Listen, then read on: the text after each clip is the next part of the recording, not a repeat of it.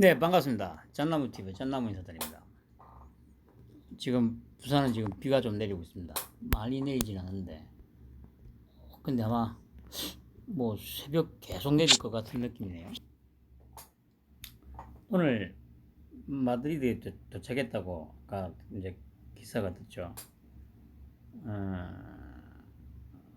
그뭐 내일, 모레 이틀간 어, 일정을 소화하고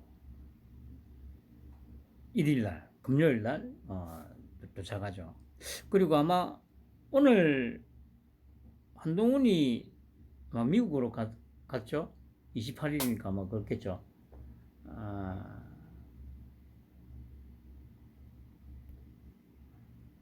그 이제 아까 보니까 그래요. 이명박 3개월간 형 집행정지로 일시석방이라고 하죠. 어쨌든 이게 이제 뭐 사면을 위한 이제 뭐라고 했죠. 뭐 정지자금 뭐 이렇게 얘기해야 되나? 하여튼 뭐 이렇게 건강 안 좋다고 하니까 그래 뭐 얼렁뚱땅 듣다는데 사면은 될 것 같네요. 그래 뭐 8월 15일 3개월 동안 형 집행정지니까 7, 8, 9까지죠. 아, 그래 뭐 빠르면 8.15 광복절 사면인데 뭐 모르겠어요. 이때 안 하고 이제 12월 달에 뭐 이게 중요한 건 아니니까 그 아무튼 그런데 참 이 인간 참 결국에는 나라 꼴을 이렇게 만드는데 격하게 공을 세웠다고 해야 됩니까? 뭐 이명박하고 박근혜예요.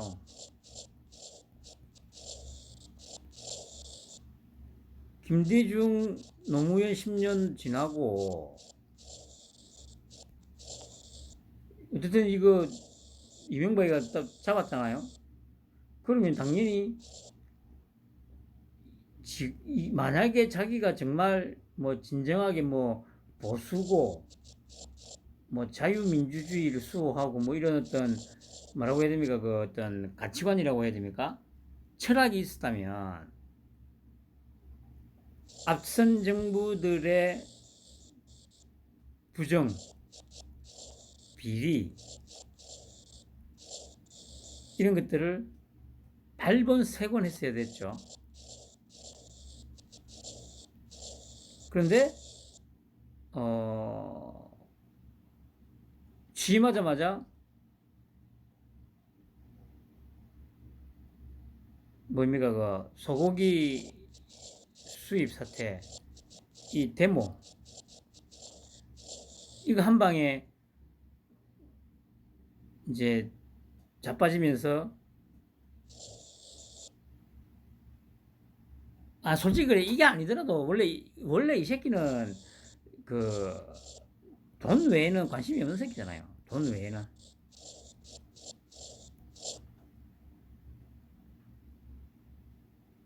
돈 외에는 관심이 없는 새끼예요. 그 다음에 그래 박근혜 제가 계속 말씀드리지 않습니까? 박근혜는 그러니까 예를 들어서 이제 좀 순수한 마음이 있었던 건 분명해요. 순수한 마음이 좀 있었다는 거는. 근데 얘는 정치력도 없었고, 뭐라고 해야 되죠, 또, 사교성도 없었고, 뭐, 사람을 끌어들이는 매력 같은 것도 없었죠? 능력이 안 되면, 최소한 사람 보는 눈이라도 있어가지고, 사람이라도 좀 적재적소에 꼽아가지고 일을 시키든지 했으면 그나마 나았을 거죠.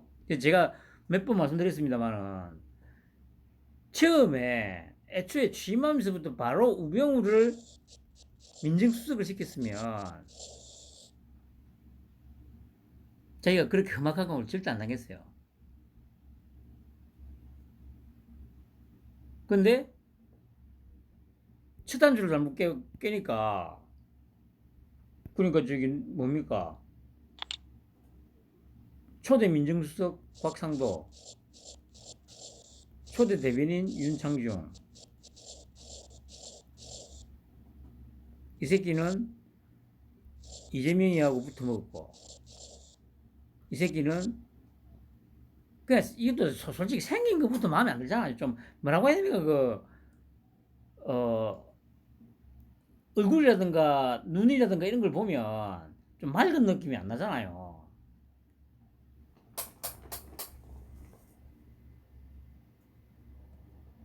그러니까 이게 대변인이었고 이게 민정수석이었고 이따위 새끼들을 뭐 민정수석에다가 대변인을 시키니까 뭐 그렇게 칼 맞고 뛰실 수밖에 없었던 거예요.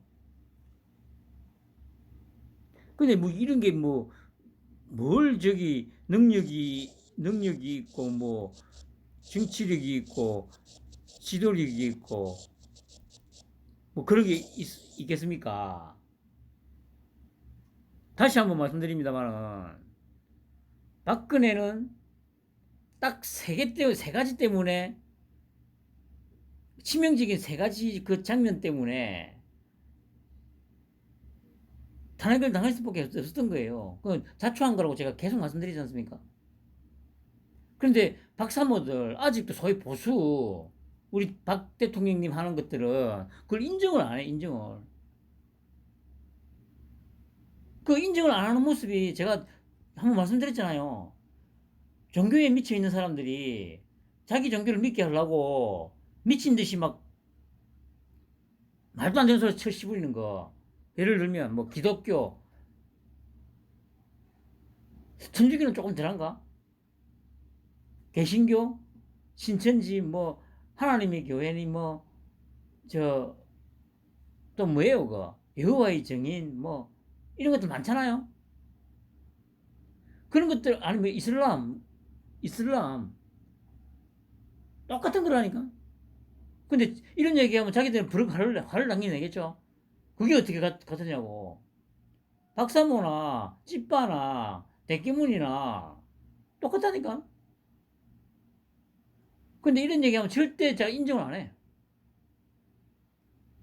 당연히 내 욕을 하겠지. 그게 인정이 안 되면 그걸 인정을 못 하니까 나라 꼬라지가 이리 된 거예요. 서로 이제 그런 걸 인정을 안 하니까 자기만 옳다고 옳기는 뭐가 오라. 다 개돼지에다가 버러지 새끼들밖에 없는데.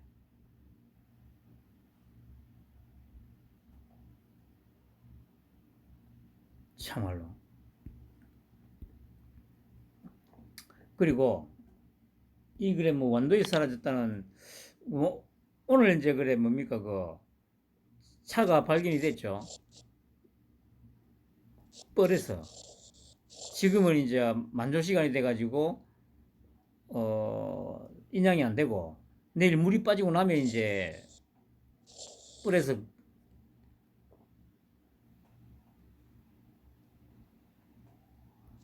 꺼낼 거라고 하죠.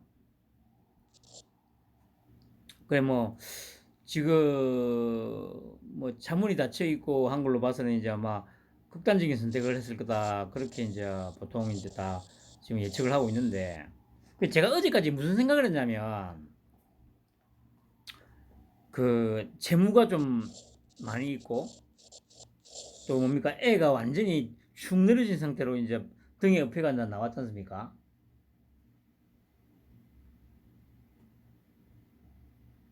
그래서 제가 생각한 게 뭐였냐면은 혹시 어, 애를 섬에다 팔고 부부는 밀항을 한 게 아닐까 싶은 생각을 좀 했었습니다. 그게 뭐 만약에 밀항한다면 중국 쪽밖에 더 있겠어요. 근데 그래, 차문이 잠겨 있다고 하는 거 보니까, 근데 일반적으로 그게 맨정신이라면, 여러분 한번 생각을 해보세요. 차를 끌고 바다로 들어가 가지고, 그러면 이제 잠기면, 어, 그 차 안에서 그러면 일정 시간 살아 있었다는 얘기 아닙니까? 그럼 산소가 계속 줄어들면서 그 고통이 어마무시했을 건데, 과연 이거를 견딜 수 있을까? 하는 생각도 조금 들고요. 맨정신으로는 솔직히 쉽지 않을 거거든요. 뭐 물론 이제 만약에 어 창도 다 올리고 어 문을 잠근 상태로 만약에 빠졌으면 뭐 고통이야 어떻든 간에 절대로 빠져나올 방법은 없죠. 문이 안 열리기 때문에. 그런데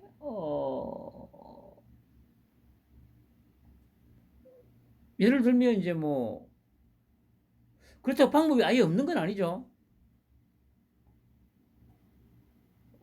아마 그 창문이 아마 전동식일 거니까 그 압력 때문에 아마 누른다고 바로 저기 우리 저 밖에 있을 때처럼 그렇게 내려가진 않을 것 같은데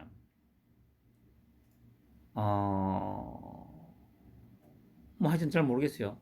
일단 뭐 내일 끄집어 올린다니까 뻘 제거하고 뭐 하다 보면 이제 뭐 만약에 극단적인 선택을 한 거면 뭐 시체가 나오겠죠.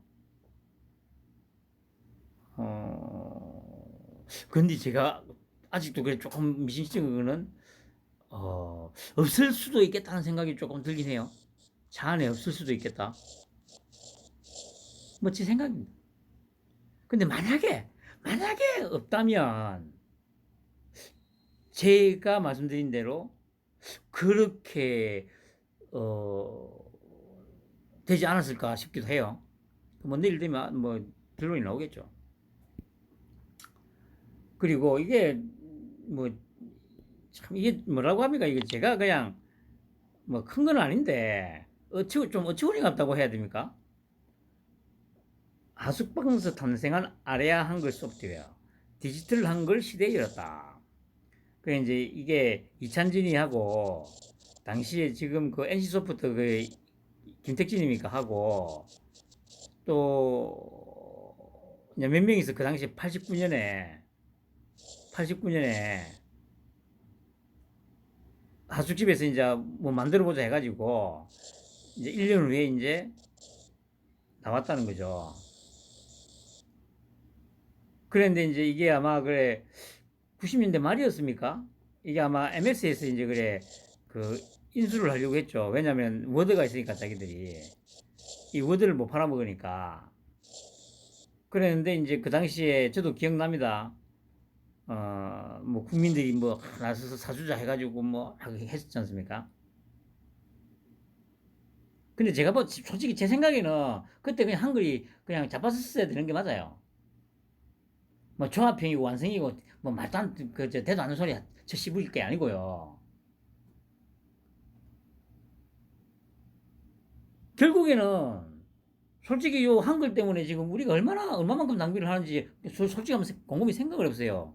지금 한글이 뭐 여기는 보면 이 회시장 공약 가지고 개소리를 쳐 씹으리는데 차이 안 되고요. 어 오히려 지금 그러니까 지금 한글은 관공서 그 납품 때문에 먹고 살고 있는 거잖아요. 이것 때문에 지금 안 죽고 있는 거 아닙니까? 모든 지금 정부 부처에서 지금 한글을 쓰잖아. 이 정부 부처에서 한글을 쓰다 보니까 관련된 모든 공문서가 모든 양식이 한글에 맞춰져 있잖아요.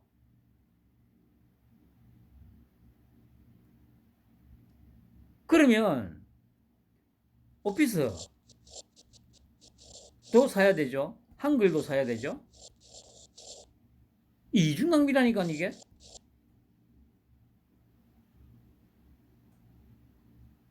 그리고 그 이 당시에 전부 다다 뭐라고 했습니까? 뭐 주권을 지켜야 되고 그리고 뭐 이 워드에 만약에 한글이 없어지면 뭐 민족의 정기가 뭐 어쩌고 이런 소리 아마 기억날 겁니다. 아니 제가 이때도 주권이 없었던 게 뭐였는지 아세요? 아니 그러면 씨발 저기 아니 지금 현재 그러니까 독자적으로 워드 프로세서를 갖고 있는 나라가 아마 우리나라밖에 없는 걸로 알고 있어요. 프랑스하고 일본도 처음에 만들고 어떻게 좀 했는데 아이 어차피 이거 뭐 뭡니까 그 효율성이라든가 이런 것 때문에 그냥 다 접은 걸로 알고 있습니다.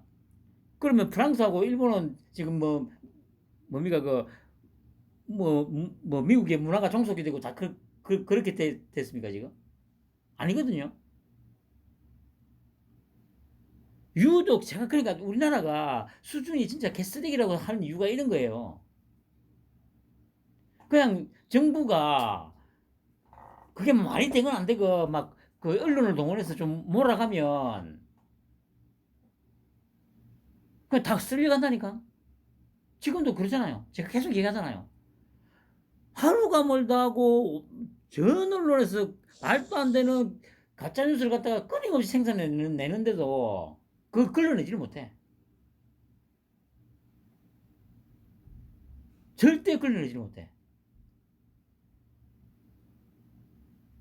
그 생각이라는 걸 자체를 안 한다는 거예요, 그게. 생각이라는 걸 안 한다는 얘기야.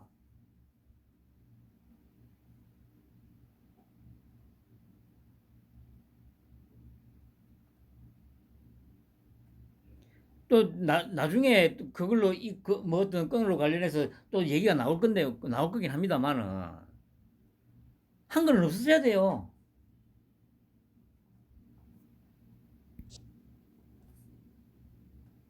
그리고 이거 보면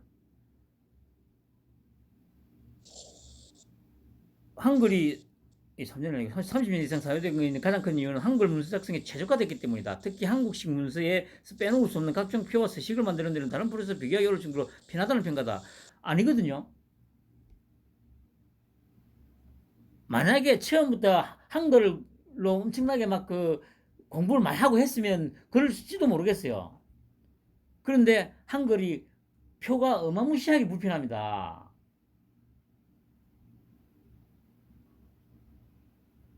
표가 들어가는 거는 그러니까 예를 들어서 그 텍스트가 거의 다고 표가 뭐 예를 들어서 그러니까 자그맣게 표가 하나 들어가는 거면은 한글이나 워드가 편해요. 근데 그게 아니고 어떤 양식을 만든다고 생각한다면 그리고 표 그러니까 딱 그 표 안에 텍스트가 거의 100% 들어가는 딱 그 구조면 가장 편한 게 뭔지 아세요? 엑셀이에요, 엑셀. 엑셀만큼 편한 게 없다니까. 단지 엑셀은 지금 표 전용이기 때문에 방금 말씀드렸듯이 표를 벗어난 구역에서 따로 만약에 텍스트를 작성하게 되면 그건 조금 문제가 있어요. 그런데 그것도 엑셀로 커버할 수 있다니까.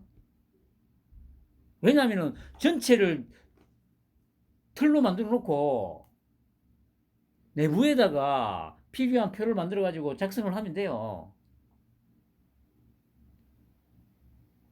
써보신 분은 알겠지만 한글보다 엑셀이나 워드 쓰는 게 훨씬 편해요. 가장 큰 장점 중에 하나가 뭔지 아세요? 엑셀이나 워드나 파워포인트는 만약에 그림을 삽입을 하잖아요.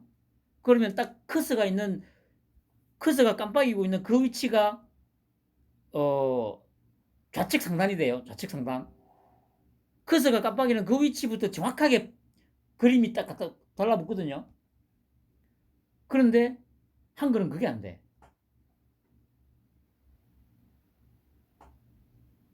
그 처음부터 한글을 쓴 사람들은 한글이 좀 편할 수도 있어요.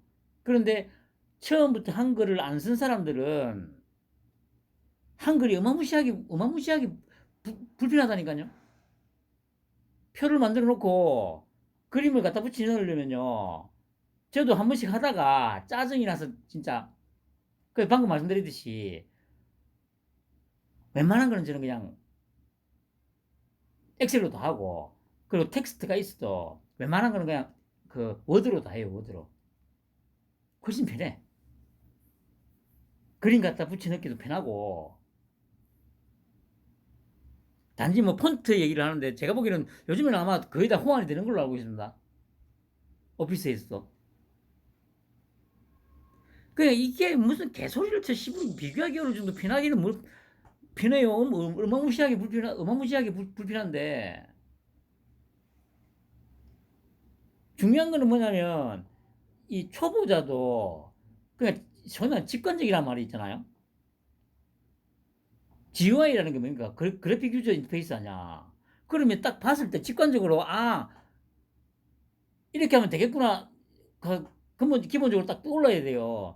요즘 윈도우 기반의 프로그램들은 직관적으로 딱 봤을 때 이렇게 하면 되겠구나가 딱 돼야 되는데 한글은 그게 안 된다니까. 지금은 그 명령어라든가 이런 게 윈도우하고 이제 호환이 거의 되는 걸로 알고 있습니다만은 아마 최소한 한 10년 정도 전까지만 해도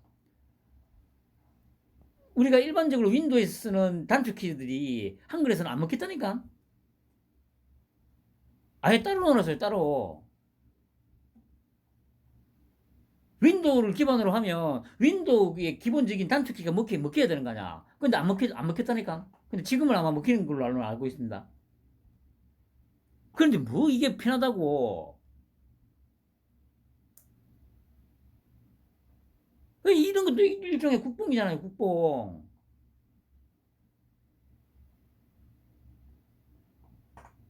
관공서에서 한글을 전량 매입해주는 것 때문에 일반 기업체에서도 어쩔 수 없이 한글 써야 되잖아. 한글을 사서 써야 되잖아. 이게 뭔 낭비입니까, 이게. 이런 것도 어마무시한 낭비라니까요. 그 한국과 컴퓨터는 우리 세금으로 지금 먹고 살고 있는 거예요. 우리 세금으로.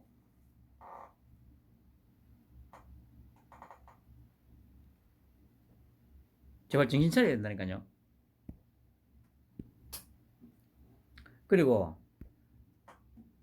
뭐 어쨌든 뒤질 새끼긴 하지만 안 뒤질 거라고 뭐 좀 발악을 좀 하고 있죠. 뭐 1호 부분으로 또 뭐 민영화 방지법 참 진짜 에휴 참.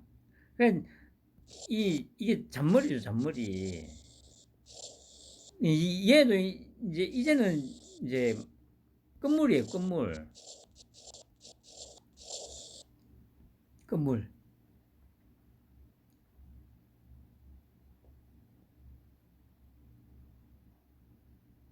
그러니까 이게 이제 딴에는 이제 이 일 열심히 한다. 뭐 일 잘한다. 이런 이제 또 이미지 메이킹을 하려고 이제 이런 식으로 하는 거죠. 그리고 그게 이제 아니 민영화는 무슨 어디서 민영화 할 생각도 전혀 없는데 일종의 또 그 뭡니까 여론을 호도하는 이제 방법 중에 하나죠 이게. 이러면서 이제 풍기는 뉘앙스는 이제 현 정부가 지금 뭐 민영화를 하려고 한다 이런 냄새를 또 풍기는 거잖아요. 아유 불쌍한 새끼. 이렇게도 참 창의력도 없는 이런 새끼를 참 5년 전에 제가 뭐 잠깐이긴 합니다만 지지했었다는 것 자체가 아유 참 쪽팔렸어요 씨발. 그러니까 지금 제가 이 얘기를 해서 하는 말인데 아니 진짜 어떻게 사람이 아니 그 저 같은 성격은 지금 제가 이재명을 지지했다고 하지 않습니까? 그런데 이제 얘가 이제 그 딱 대선 끝나고 한 달 정도 지나면서 저 뭡니까 그 유시민이가 이 새끼한테도 싹싹 빌고 김호준이한테도 싹싹 비는 걸 보면서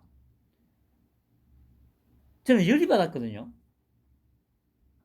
무슨 얘기냐면 이런 쓰레기 같은 새끼한테 내가 쏘가가지고 지지를 했었나 그런 생각이 든다고요 저는. 그러면 이제 그 다음에는 뭡니까? 내 자신이 진짜 너무도 이제 진짜 한심한 거예요. 이게 이제 심리학적으로 얘기하면 이제 인지부조화 상태죠. 그럼 이 상태에서 이제 사람은 두 개 중에 하나를 선택하게 되죠. 저처럼 빠져나오든지 아니면 아예 더 빠져들든지. 만약에 아예 빠져드는 이제 딱 그 선택을 하는 순간 그때부터는 이제 종교가 되는 거죠. 종교가 되는 거죠. 종교가. 우리나라 사람들의 바 문화가 딱 정확하게 이거거든요. 뭐 박사모, 대깨문, 찌빠, 노사모 할 거 없이 종교도 마찬가지잖아요. 정확하게 이 논리를 따르게 돼 있어요.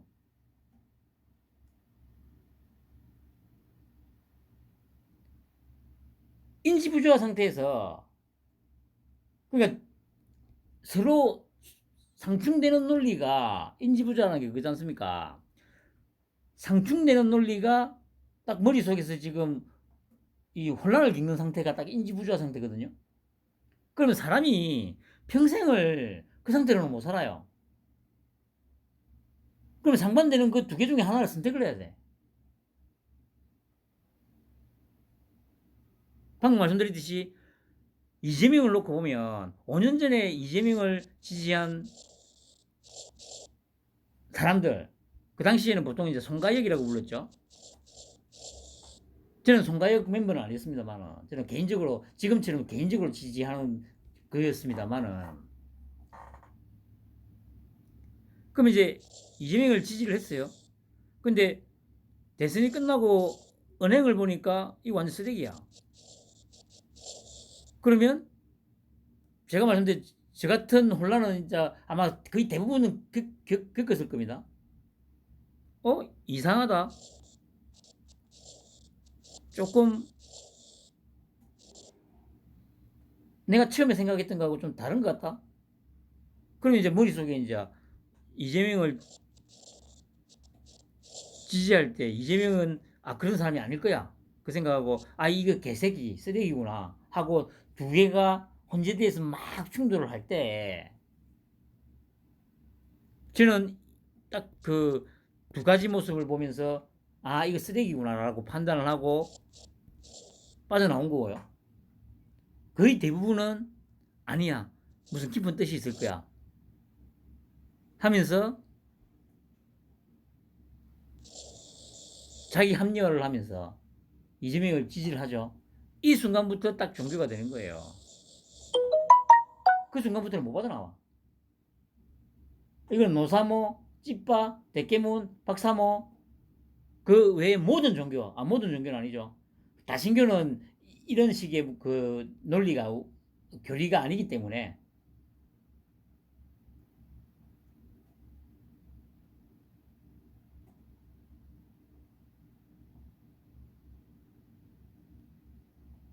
우리나라 사람들의 심리 상태를 일단 가장 단순하게 설명할 수 있는 유일한 방법은 이거예요. 빠돌이 문화를 가장 간단하게 설명할 수 있는 딱 유일한 방법은 딱 이거밖에 없어요.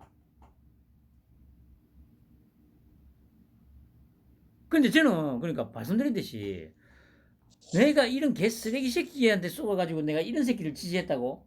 나는 저한테 화가 나요. 이런 개 쓰레기 새끼를 내가 왜 지지를 했지? 나 자신한테 화가 나기 때문에 다음부터는 절대 안 그래야지 하고 빠져나와요. 근데 대부분은 절대 그렇게 못합니다. 그게 우리나라 사람들의 DNA에 박혀 있는 거야. DNA에.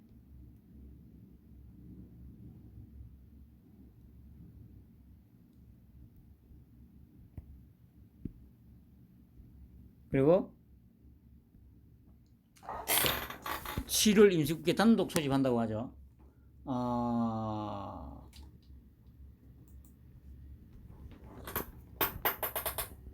그 이제 뭐 여당에서는 입법 독주다, 검수완박 완성시키고자 하는 무리수를 두는 거다, 뭐 하면서 뭐 그냥 이게 이제 뭐랄까요, 갈수록 이제 자기들이 불안해지니까 그 불안감도 떨치고, 그래서 뭐라도 또 어쨌든 의석수가 일단 있다고 이제 그거 아직은 믿고 있으니까 그걸로 뭐라도 좀 한번 해보려고 이제 뭐 하는 거죠. 그냥 무리수를 두고 있는 거죠. 근데 뭐 그러나 마나 별 의미는 없는 겁니다. 이거는 뭐 이렇게 지랄하다가 저들끼리 뭐 다 쓸려 나갈 거니까 정확하게 그게 언제라고는 저도 모릅니다. 뭐 말씀드릴 수 없습니다. 근데 분명한 거는 지금 토끼 형의 어떤 행보나 말 이런 것들을 쭉 종합을 해보면, 그리고 지금 저 내각에서 또 특히 오늘도 그 검사 인사 발령이 있었죠. 그런 걸 다 봤을 때 어, 제가 말씀드렸듯이 지금 용광로에다가 다 지금 집어넣고 있는 작업 중인 상황인 게 맞아요. 그거 싹 녹여버릴 거야 이거. 오늘도 그 저기 다섯 평을 통화를 했는데 의견을 좀 맞춘 게 뭐냐면 우리나라 소위 말하는 국민성, 민족성, 이 완전 쓰레기 같은 이런 국민성, 민족성, 그리고 이 썩어 빠진 정치권, 이거를 조금씩 뭐 바꿔 나간다는 거는 솔직히 어찌 보면 거의 불가능에 가깝다고 생각할 수 있거든요. 뭔가 천지개벽이라는 소위 말하는 개혁 이런 어떤 저 충격요법이 아니면 솔직히 거의 불가능에 가깝다고 생각을 하거든요. 제가 언젠가 한번 이런 얘기 했던 적이 있지 않습니까? 이 썩어 빠진 이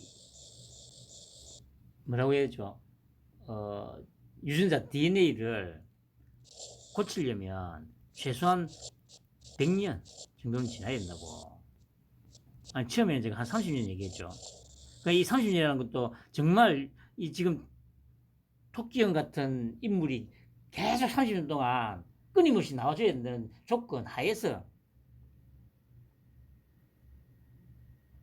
근데 그러기는 솔직히 쉽지 않잖아요. 지금도 뭐 보면은 기껏해야 이제 한동훈 정도까지 이제 10년, 딱 10년인데 나머지 20년.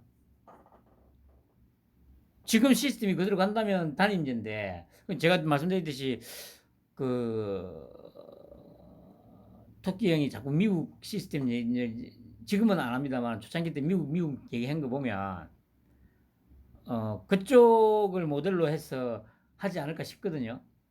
그러니까 분명히 다음 총선 전에 뭔가 대대적인 어떤 작업을 완료한 이후에 압승을 해가지고 아마 시도를 할 것 같아요.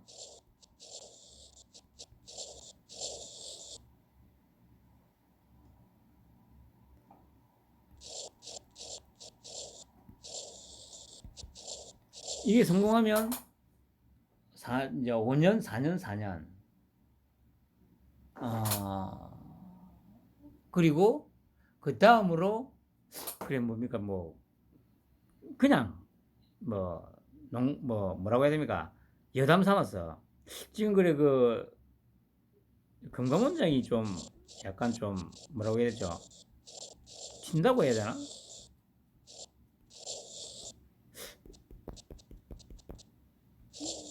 뭔가 좀 정치적인 발언도 한 번씩 하잖아요. 며칠 전에 그 뭡니까? 예대 마진 좀 줄여라. 제일 먼저 얘기했잖아요.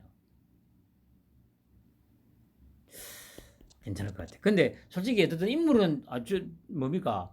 지금 내각에 들어온 인물이나 대통령실에 배치된 인물들 보면 인물은 다 한 가닥씩들 다 하죠.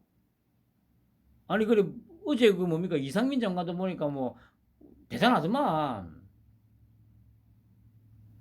발표하는 거 보신 분도 있겠지만 그치만 말이 전혀 막힘없이 정말 깔끔하잖아요.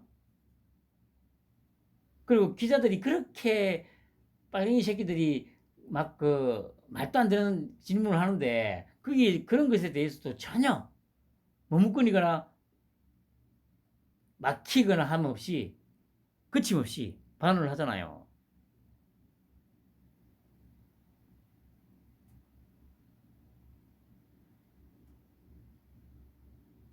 그러니까 이거는 어차피 정치하는 새끼들은 다 쓰레기라는 거를 우리 토끼 형도 잘 알고 있기 때문에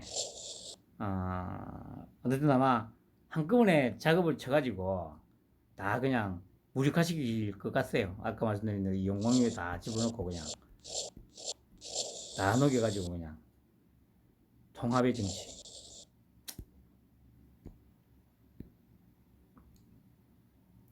그리고 나토 간 것 때문에 이제 보세요. 중국이 지금 난리잖아요.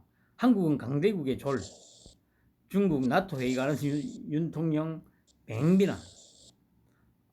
아니 그러니까 이제 얘들 지금 이 얘기는 그거잖아요. 저 문재인은 자기들 졸로서 충실하게 임무 수행을 했는데 이제 자기 말을 절대 안 들으니까 이런 거잖아요.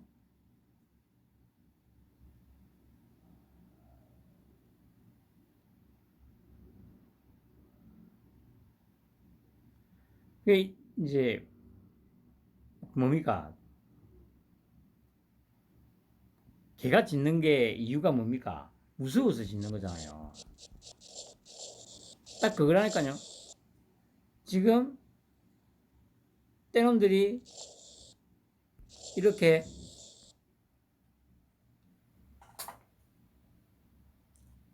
지지되는 이유는 무서워서 그래요. 무서워서. 그 제가 그랬지 않습니까? 용산 집무실 이전한다고 했을 때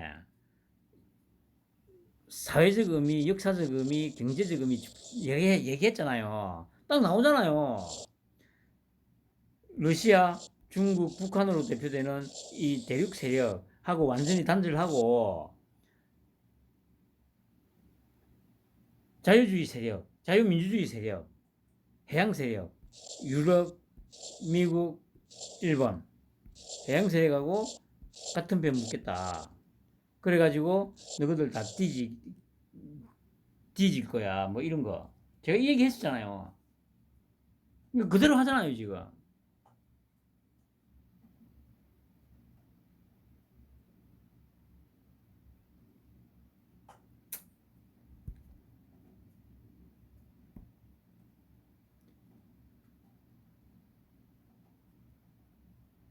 참 난리입니다, 난리.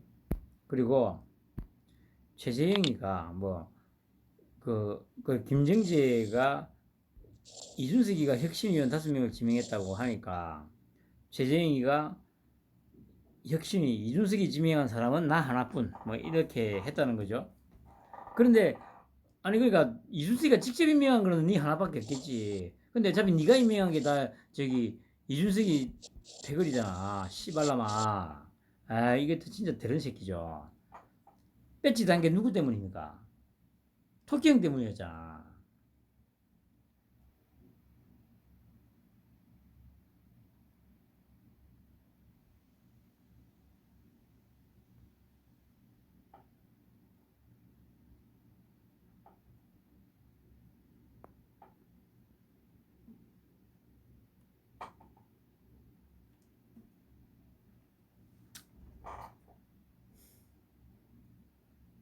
혁신이 인적 구성 중 이준석 대표가 지명한 사람은 자신뿐.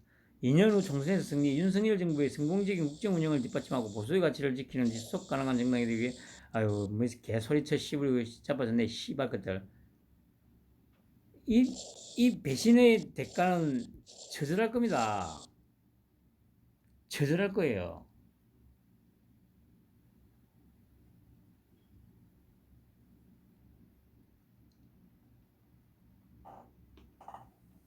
그 이준석 대표가 지명한 사람은 저 하나밖에 없다. 7명을 최고위원이 각자 지명했고 나머지 7명은 제가 추천. 그러니까 지가 추천한 게 이준석 놈들이잖아.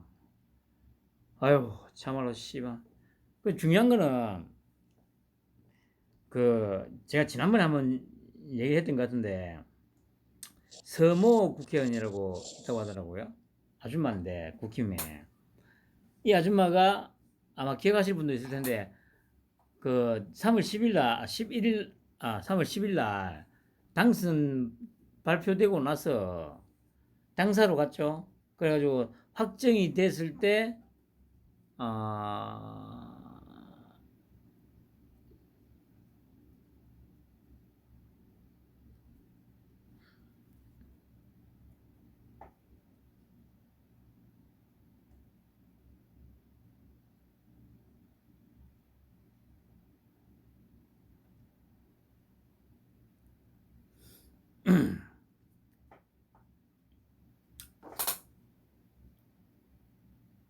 아, 다시. 그, 이 서모 아줌마가, 그, 꽃다발 줬던 아줌마였거든요. 두 번째는 아가씨인가가 꽃다발을 주고, 우리 토끼 형한테 축하한다고. 그때 처음에 줬던 그 아줌마가 서모 국회 비례대표였다고 했나? 하여튼 그랬대요. 근데 다대표 형님의 고등학교 1년 선배가 이 보좌관이라고 하더라고요. 보좌관? 근데 이제 그, 그 보좌관이 이제 이전에 가끔씩 이제 부산에 내려왔대요. 그러면 이제 오랜만에 오니까 이제 뭐 같이 만나서 한 번씩 회도 먹고 뭐 그렇게 했다고 하더라고요. 그런데 그러니까 이제 그 선배라는 이 새끼는 서울대 경제학과로 나왔다고 하더라고요. 그러니까 2년 전에 2년 전에 어 얘기를 해줬대요. 그 여기 토끼 형한테 줄 서라고. 토끼 형한테 줄 서라고. 그런데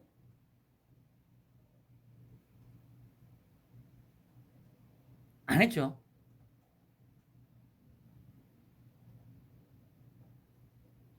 그 붙었던 데가 최재형이한테 붙었죠. 그 당시에도.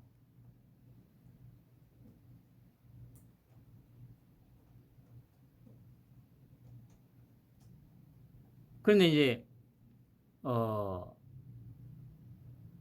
지난 11월에 그 뭡니까 최종 대선 후보로 선출되고 나서 이날 제가 다대표님하고 워낙 기분이 좋아가지고 이제 뭡니까 저 자갈치 시장에서 이제 그하게 소주 한잔 마셨죠.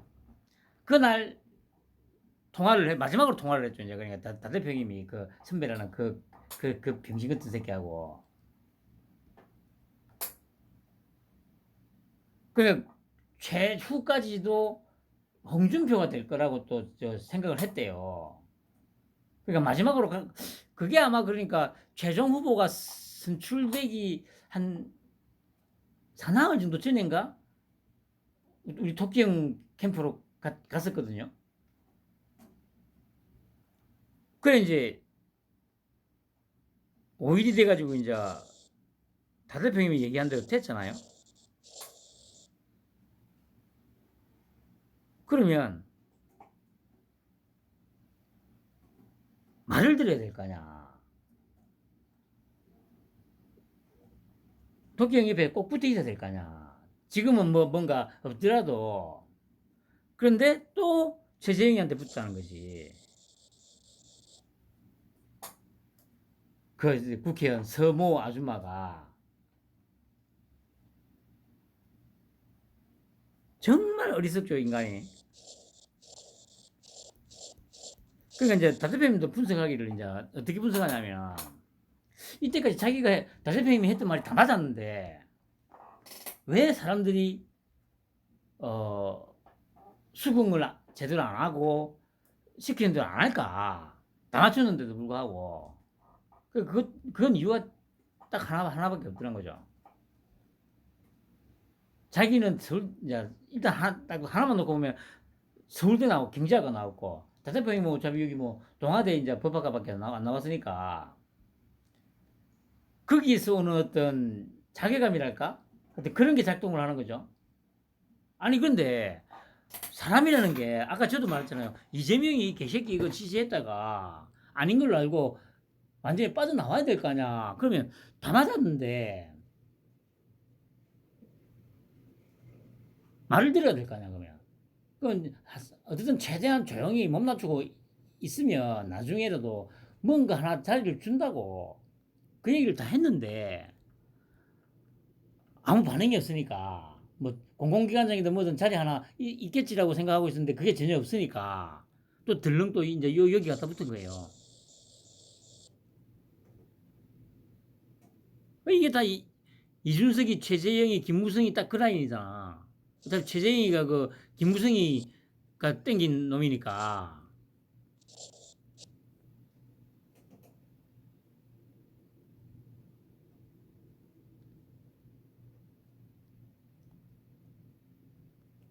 이게 이 우리나라 사람들의 특징이에요, 특징.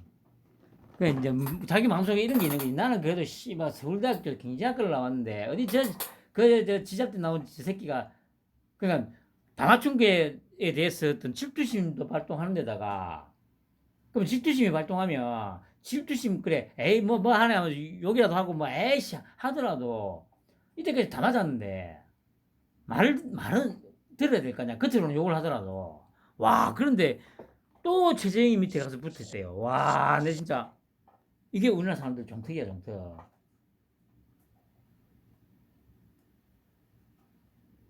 단 한시도 참지를 못하고 지금 소위 그래 보수 유튜브 하는 새끼들 다 이런 스타일이잖아. 그리고 씨발 나도 들었는데 다 그 서울대 나왔다면서. 최병묵이 서울대, 황장수 서울대, 변희재 서울대, 또 진성호 서울대. 뭐 하여튼 서울대 나온 새끼들이 자기들은 똑똑하다고 생각하는지 모르겠는데 나는 다 말아치면 저 주범들이잖아.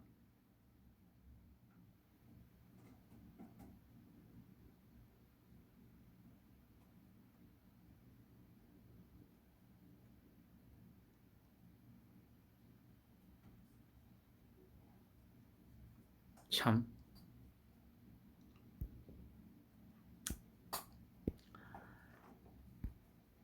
이게 이제 중앙일보에서 이제 뜬 기사인데 윤 지지자조차 치맛바람에 폭망한다. 김건희 향한 여혐 심하다. 아니 오죽하면 중앙일보에서 이런 기사를 이런 칼럼을 실었겠어요. 그래서 제가 얘기했잖아요. 지지율이 안 오르고 한 가장 큰 이유가 빨갱이들 때문이 아니고 국힘하고요 그 스피커 역할 한다는 보수 유튜버들이 이렇게 한 거라니까. 이렇게 만든 거라니까.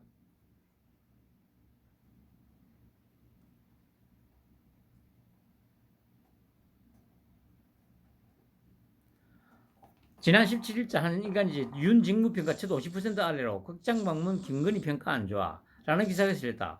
이 기사 아래에 윤 대통령과 그의 아내 김건희 여사가 팝콘을 들고 영화관에 있는 사진이 배치됐다. 대통령 취임 후 상승세의 직무수행 경쟁평가가 끊겼는데 그 주요 이슈가 인사문제와 집무실 등이며 소수응답으로 김건희 여사 행보와 관련한 비판 의견이 있다는 내용이다. 기사 제목만 보면 임기가 떨어지는 원인이 극장에 같이 간 아내 탓이라는 인상을 받기 쉽다. 이게 여론 왜곡 조작이잖아요. 소수 응답에 불과한 김 여사를 기사의 메인 사진으로 쓴 것 자체가 집권 1개월차 새 정부에 대한 여론 지형을 그대로 보여준다. 윤 대통령을 찍은 지지자들마저 와이프 좀 어떻게 해라 이러다 큰일 난다. 제가 보세요. 그냥 이게 빨갱이들 딱 그 화법이라니까. 우리의 목소리를 높인다. SNS에는 치맛바람 못 일으키게 초장에 주저앉히지 않으면 윤석열 정부는 폭망이라고 외치는 미친 새끼들. 걱정 마라 이 씨발 버러지 같은 새끼들아. 너희들 때문에 이 씨발놈들아 지지율이 안 오른다고 이 개쓰레기 새끼들아. 이 씨발 것들.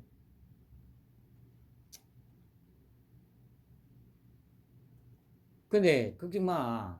곧 다 뒤질 거야 이 씨발 쓰레기 새끼들아.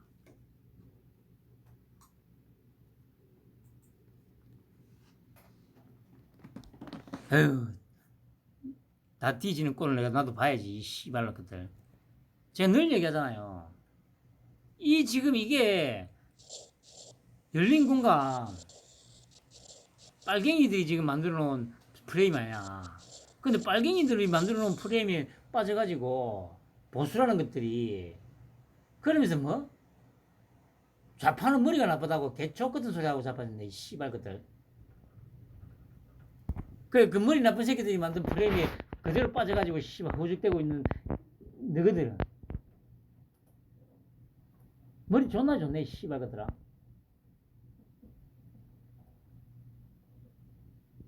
아직도 우리 박 대통령이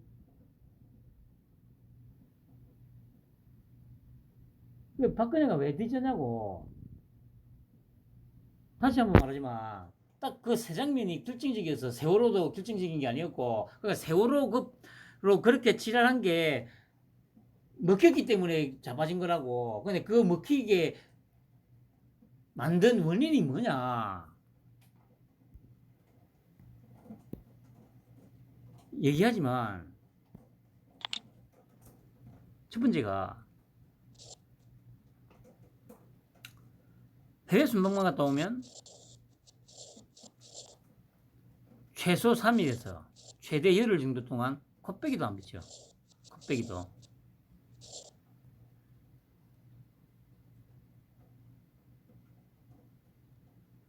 그 두 번째,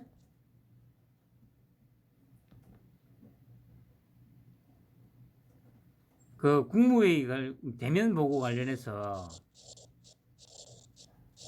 주간에서 한번 기자회견 했던 적이 있습니다. 기억을 하시는 분도 있을 텐데 그때 항상 그러니까 일본에서 말했던 이런 것들 그 대면 보고 안 하려고 하는 것들 그래서 기자가 물었지. 그러니까 그때 그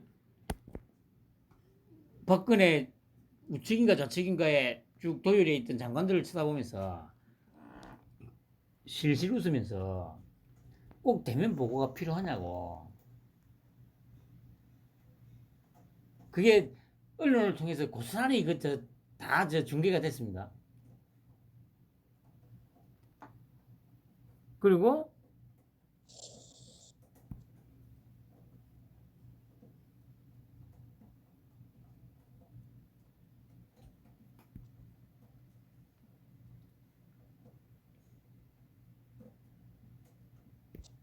그 해외 순방만 갔다 오면 이렇게 자리를 비우니까 기자들이 궁금하잖아요. 그 당시에 이제 김기춘이가 비서실장인데 물었잖아. 대통령님 어디 계시냐고. 그러니까 김기춘이가 솔직히 그 전부터 뭐 그런 질문들을 엄청나게 받았을 거 아니에요. 그래서 좀 버럭 화를 내면서 나도 모른다고. 나도 대통령님 어디 계시는지 모른다고. 왜 나한테 지랄이냐고. 그게 세 번째예요, 세 번째. 이 세 개가 딱 묶여가지고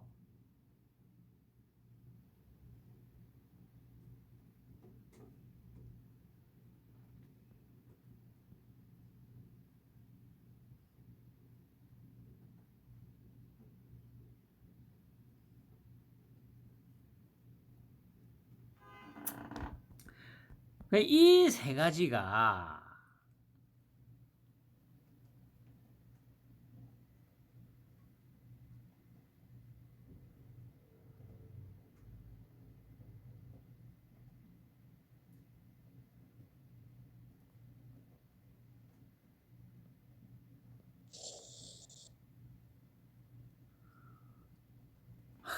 참 이런 걸 보고 뭐 우리 대통령님 나 진짜 그게 사람 새끼냐고 그래. 그게 개돼지도 못한 거지.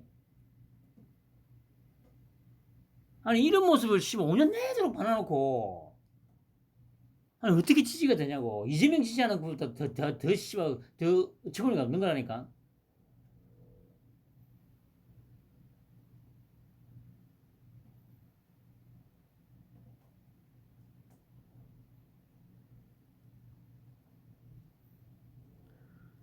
그리고 오늘 이제 그래 뭡니까 마드리드 간 거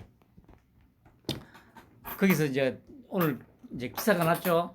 그 저 뭡니까 비행기 안에서 이제 기자들하고 잠깐 주고받은 대화들. 그때 이제 뭡니까 기자들이 이제 10시간 동안 비행하면서 이제 주로 뭐 했냐고 하니까 우리 토끼 형이 뭐라고 했습니까 프리미어리그도 보고 유럽 챔피언스컵도 보고 책도 봤다 이렇게 얘기했잖아요. 그러니까 여기에 대해서 이제 백혜린이가 이제 나온 거죠. 걱정된대요. 다자 정상회담 준비도 벅찬데 유럽 축구 시점? 첫 다자 외교 군사 정상회담이 군사 동맹과 관련된 회담이라는 게 좀 유감스럽다. 일단 가셨으니까 잘하기를 바라지만 사실 벌써부터 아니 그러니까 잘하기를 바라면 여기까지만 일주일만 해. 이 개시장이나 윤 대통령이 말실수가 굉장히 많은 상황이다. 말실수는 전혀 없습니다. 다 의도하고 하는 발언입니다. 오늘도 비행기 안에서 뭐 했느냐고 하니까 유럽 축구 봤다고 말한 점을 들었다. 그러니까 이것도 그러니까 분명히 이렇게 얘기하면 또 이렇게 물어뜯을 거라는 거 알고 얘기한 거예요. 물어뜯으라고.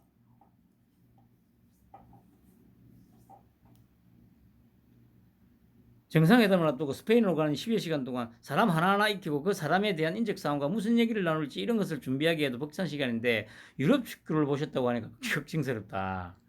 아유 씨발 무식한 년. 이런 씨발년들한테 여러분들 세금으로 월급 준다는 게 분통 터지지 않습니까 여러분? 아유 씨발 하기사 뭐 이때까지 씨발 다 그리고 그런 새끼들 그런 것들만 지지하고 뭐 물고 빨았으니까 씨발 사람 같은 새끼가 어디 있었어. 대통령 중에 특히 김영삼이부터 씨발 어? 다 쓰레기 새끼 쓰레기 그였지. 박근혜라고 달라? 아니 씨발 그래 정치를 잘하고 뭐 다른 거였으면 어떻게 칼 맞고 뒤지냐고. 칼 맞고 뒤집다는 그거 하나만으로도 능력이 없다는 얘기야. 무식하다는 얘기고. 아유 참 씨.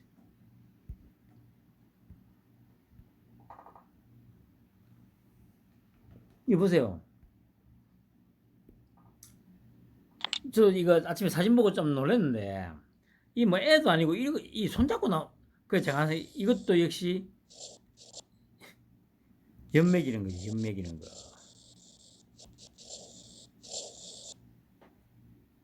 우리 이렇게 친하다. 애기들처럼 친하게 이렇게 손잡고 친하게 지내고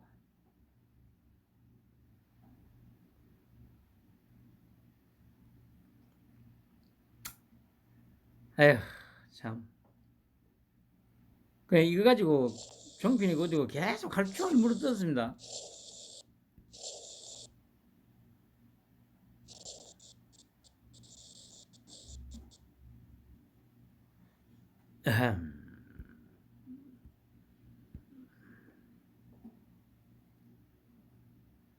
그리고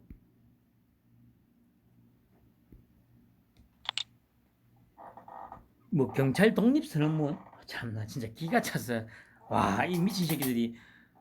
그런데 이게 제가 또 얘기하고 자는 게 뭐냐면 어제 분명히 그래 이상민 장관이 PPT를 보여주면서 브리핑을 했지 않습니까? 이 화면 아니 이 화면을 보고도 뭔가 느껴지는 게 없나? 아니 여러분도 한번 생각해 보세요. 기존의 역대 정부의 업무 관행이 청와대에서 그러니까 청와대 민정수석실에 파견된 치안 비서관하고 꿍꿍짝짝 짜고 경찰청에다가 지시를 했다는 거 아닙니까? 정부 조직 그 어디도 거치지 않고 이걸 갖다가 이제 바로 잡겠다는 건 얘기잖아요. 대통령, 국무총리, 행안부 장관, 그 다음에 경찰청.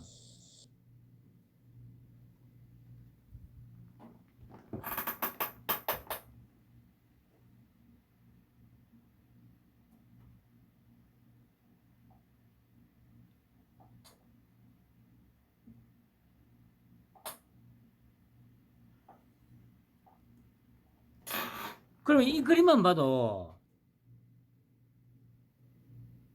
이 그림 봐도 모르나? 진짜 감이 안 오나? 아니 청와대에서 민정수석 수석하고요 치안비서관 둘이서 공모해가지고 경찰청에다가 내려 보냈다는 얘기잖아요.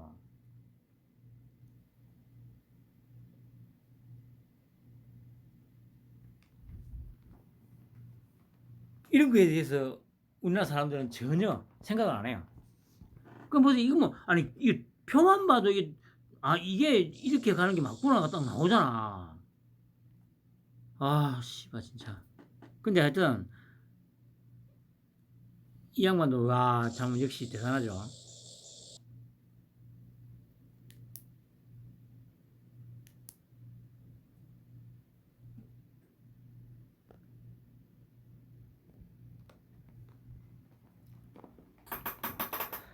그러면 어 대통령이 직접 통제하는 거는 괜찮고 장관이 통제하는 건 안 됩니까, 여러분? 그것도 말이 안 되잖아요. 아, 독립하겠다며. 그럼 아니 얘들이 말하는 독립이라는 게 뭐예요, 그뭐? 그 누구의 간섭도 안 받고 저희들 마음대로 미친 개처럼 날뛰겠다는 건가?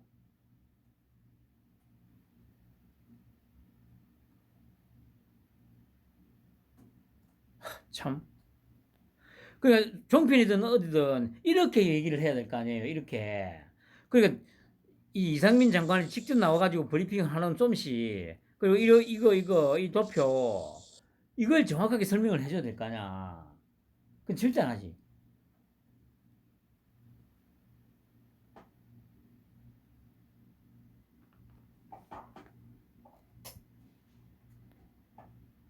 이 스마트함 그리고 이 명력 관화함 이걸로 가지고 얘기가 돼야 되는데 그런 얘기는 절대 안 하죠. 독립을 해야 한 해 만에 아니 저도 계속 그랬잖아요. 만약에 진짜 아무도 통제 안 하고 그냥 냅두면 여러분들하고 저 같은 놈들은 다 죽어요.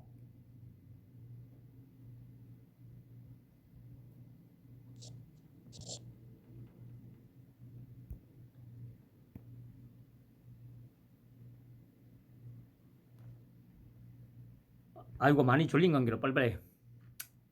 그리고 오늘 뭐 720명 정도 물갈이가 있다고 하더라고요. 그게 보면 막 적재적소에 다 집어넣죠. 그러니까 지금 어 제가 말씀드렸지 극한으로 몰고 가가지고 정말 최후의 결전, 성과 악의 최후의 대결이 아마 펼쳐질 것 같아요. 한꺼번에 막 하잖아요. 그러니까 이걸 물론 개별적으로 뭐 처리하는 것도 많이 있겠습니다만은 제가 보기에는 한꺼번에 싹 모아다가 한꺼번에 확 쓸어버릴 것 같은 느낌이 들어요. 그리고 민주당이 좌동훈 우상민의 금경농단 더는 윤정부와 허니문 없다. 윤석열 정권 금경농단 아니 농단이라는 게 참 진짜 아 정말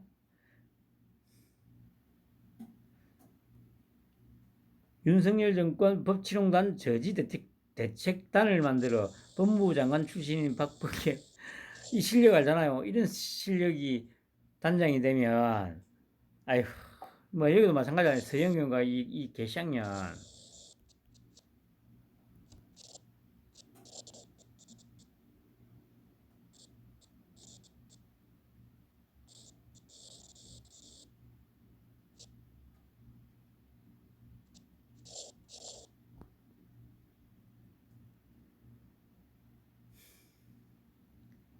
윤 대통령이 좌동훈 우상민을 앞세워 검경장악을 본격화하고 있다. 검경농단 시도에 더는 새 정부와 허니문은 없다. 국민과 함께 대한민국의 퇴행을 막겠다. 윤 대통령은 검경을 통한 독재 시도를 당장 멈춰야 한다. 참 씨발 진짜 독재를 한번 해봐야 이것들이 정신을 차릴란가. 아유 참 씨. 그냥 다자부님도 한 번씩 얘기하는데 이 족속은 진짜 독재를 하는 게 맞는 것 같아요, 진짜. 저도 요즘 뼈저리게 느낀다니까. 딱 북조선처럼 딱 그렇게 조직하면서 해야 되는 게 맞아요. 근데 지금 토끼 형이, 와, 이씨, 진짜 민주적으로 하려고 딱 하나 보니까, 아니, 나는 그냥 노예로 있고 싶다니까? 나를 왜 나한테 자유를 주려고 해? 나는 그냥, 저기, 우리 박근혜 대통령이나 물고 빨고, 이재명이나 물고 빨고, 문재인이나 물고 빨고, 나 노예로 살래. 그걸 깨뜨리려고 하니까, 제가 보니까 이 좌우할 것 없이 남무로 뜯고 끌어내리려고 하는 것 같아요. 그냥 노예로 사는 게 맞아. 이 족속들은.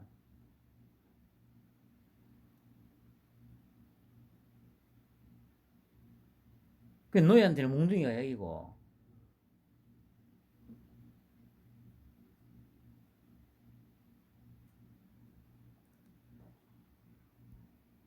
에휴, 참. 그리고 오늘 하태경이가 글을 올린 게 북피살 공무원 월북 아닌 추락으로 문재인한테 보고됐다는 제보를 받았대요. 처음에. 이게 뭐 솔직히 이게 아니더라도 어차피 수사가 들어가기 때문에 살아남지는 못합니다.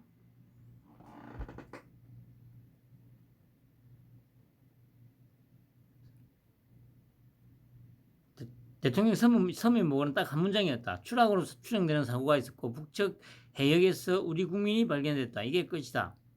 22일 저녁 첫 보고에서는 전혀 월북으로 판단하지 않았는데 23일 청와대 회의를 거치면서 24일 정부 입장이 월북으로 돌변했다. 분명 대통령은 북측 해역에서 발견되었다는 보고를 받았음에도 즉 이대진 씨가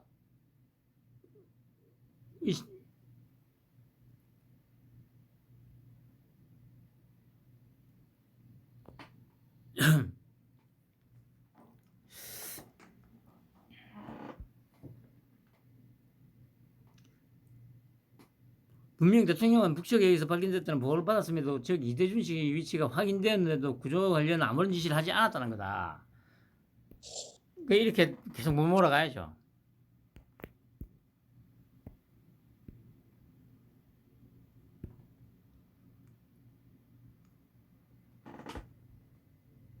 그리고 오늘 서해 피살공무원 유족 문정부 NSC 사무처장 등 추가 고발했습니다.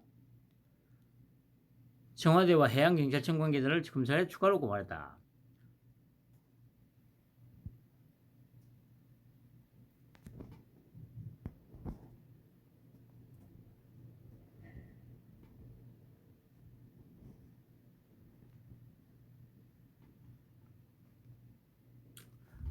아무튼 이렇게 참 그 일사불란하게 움직이는 거 보세요. 배우에 누가 지금 있다니까요.